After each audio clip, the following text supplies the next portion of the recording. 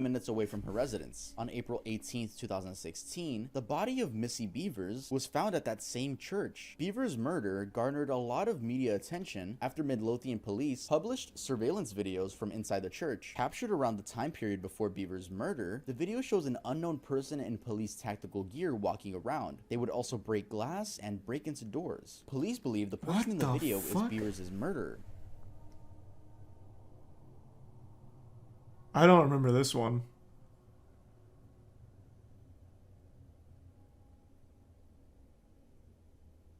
Where can you even get tactical gear like this without being a police officer? Initial case, but it's not solved yet, and I don't know if it ever will be. Before dawn on April 18th, 2016, there was a heavy thunderstorm. The night before her murder, you can buy that on Amazon? That the fitness class would be held inside, as opposed to the typical site at the parking lot. That looks official as fuck. Surveillance tapes arriving at 4:18 in the morning. Shortly after 5 in the morning, a student entered the class, stumbling upon Beavers' body. She was pronounced dead not long after the police arrived, and she was found with several puncture wounds to the head and chest. A police warrant alleged that these wounds were consistent with tools the suspect was carrying throughout the building. Although police did not confirm whether it was a weapon of murder, the hammer was found alongside other tools near her body. At first, the investigators were sure the suspect was a man. However, as time went by, more and more people had begun to suspect that it's actually a woman under that costume. Investigators shared another potential clue. The suspect appeared to be walking slowly, sometimes steadying themselves with the wall and having trouble moving their right foot or leg. In 2021, a forensic podiatrist contested both claims, alleging that the walk was affected by the weight of the gear and the weapons, and there's no relationship between the walk and the gender. Initially, a reward was set at $10,000 before doubling to $20,000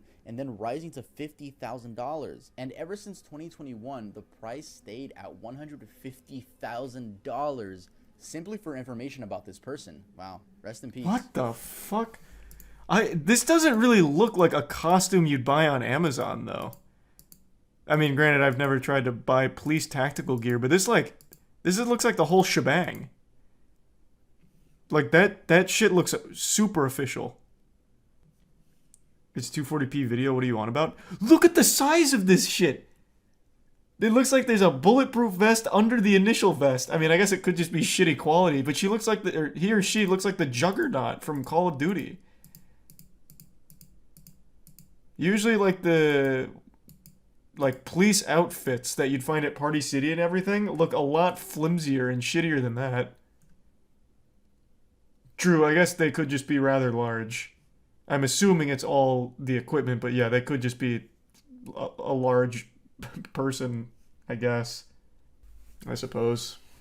Not that intense. I don't know. I'm pretty impressed by it.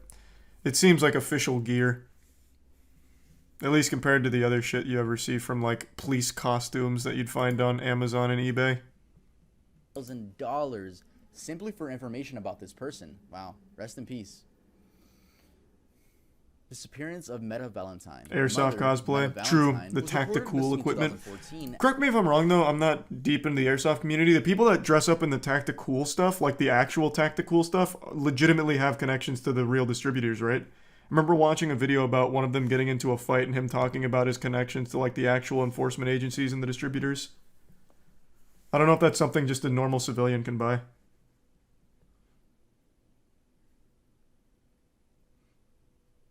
Not always.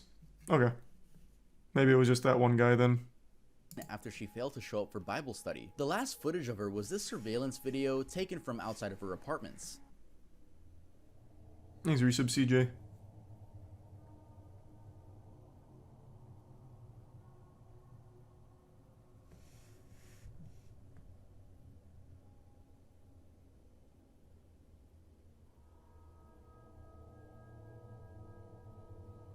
The man that chased her down in the video was later identified as Reginald McDowell, her ex-boyfriend. Meta and McDowell first met in high school, but their relationship was extremely complicated. By 1999, Meta ended up dating someone new, a man named Kenneth D. Thompson, and that same year, Meta and Kenneth were reportedly bound, gagged, pistol whipped, and placed into the trunk of a vehicle by the ex, Reginald. He was later charged with 2 counts of first-degree kidnapping and 1 count each of first-degree burglary and shooting into an occupied vehicle. In 2001, Reginald was sentenced to 15 years in prison, but was released in 2011. Once he was free, him and Meta got back together. In 2014, Meta ended up just breaking up with Goddamn. him. And 11 days after doing so, she went missing. Meta's body was never found, and Reginald was never caught, but he's suspected to be somewhere in New York. Ugh, that's so sad. Imagine the last footage of you is security. Imagine your kids. She was a mom. The Goddamn. last thing. Jesus Christ. Just like some pixels of her running. Why though? That's a cycle of abuse, man.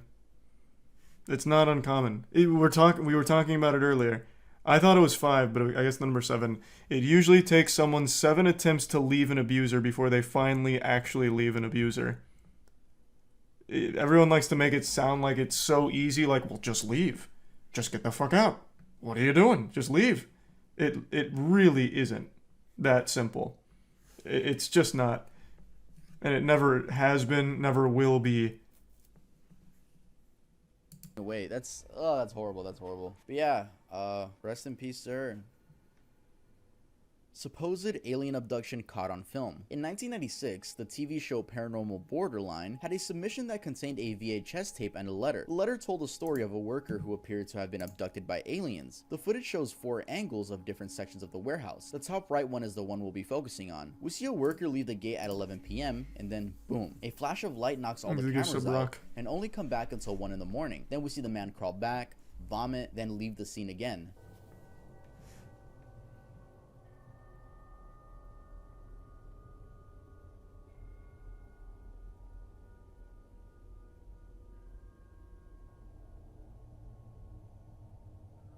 Apparently the man quit his job and moved away. Now, I know this one's most likely fake, and it's already extremely corny, but let's hear what a UFO researcher has to say about this same footage. I work with many people that a UFO researcher, suffer huh? from post-traumatic stress disorder. Something happened to them, externally happened to them, that they don't maybe quite remember, but they know they became ill. They know that, you know, they came back and it was 1 o'clock in the morning, and what happened? I just opened the gate and it was 11:15, and then next thing I remember, it's 1 o'clock in the morning and I'm sick to my stomach. That's it for this video, guys. Thank you so much for watching. I always love the Really appreciate UFO the research subscribe community. If you are new, Some of to them the channel, I upload a bunch I of think are videos. totally I also have a fine, but then mediocre some go YouTuber too music hard. Career. Do you want to go check that out? No, okay. My Please music's resub good. Big I'm not Ed, gonna lie. Like, I C think my and the music's Prime good. Milk. Go give it a try. The But 5 yeah, if gives you wanna subs support Robot. Earl, Thank you, please, Robot. that's the most direct way of supporting me. I have Patreon too. Shout out all my patrons. Earl's cool. Maybe So, sub Siso. I didn't explain anything. Yeah, more videos in October, more costumes, and follow me on my socials. You guys always keep up with me on there, so that's amazing. I'll see you guys next time I upload. Thanks for 5 gift subs Sonia again. Oh, I always check in on the UFO subreddit. I'm very active on there as like a watcher. Oh, speaking of watcher, you guys remember that story that I was talking about quite a long time ago, and then researched about the Watcher? You guys know they made a Netflix show off of that? I didn't watch it. Tiana watched it. I caught pieces of it. It seemed good. It sucks. Oh, is it not good? From the little bits and pieces I saw, it looked pretty okay to me. People hated the ending, but you know, yeah, I mean, not much you can do there. Yeah, I never saw a full episode or anything, but from everything I saw from Tiana watching it while I was eating, it seemed okay. They used some of the real letters from The Watcher. I thought that was a nice touch. Yeah, the actual story it's based on, I think, is interesting, though not exciting. The actual story of The Watcher is not super dissimilar from how the show portrays it, at least from what I've seen. Family moves into a house, the family's from New Jersey, and they immediately start getting these really weird letters talking about, like, watching them, giving a lot of details about the people in the house, then saying shit like, oh, the young blood in the basement, and shit like that. But as I recall, at least my theory was that it was not the husband. Well, actually, I won't get into it because it might be spoilers for the show. I haven't actually like watched the show itself, but I thought it was pretty interesting. Like the story itself, just not an exciting story in real life. It's old lore though. Yeah, but the show's not like a recreation of it. It just is inspired by it. No, I never really got big into Little Big Planet. Crazy old guy believes he can talk to aliens. You talking about the Yael?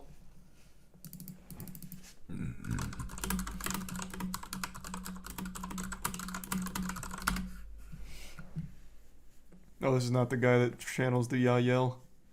Oh, but he was in Louis Theroux's video. One of his documentaries. What the fuck is the third video? Demi Lovato has a show where she goes to like haunted locations and sings with spirits. It's pretty fucking sad. Like, I just feel bad.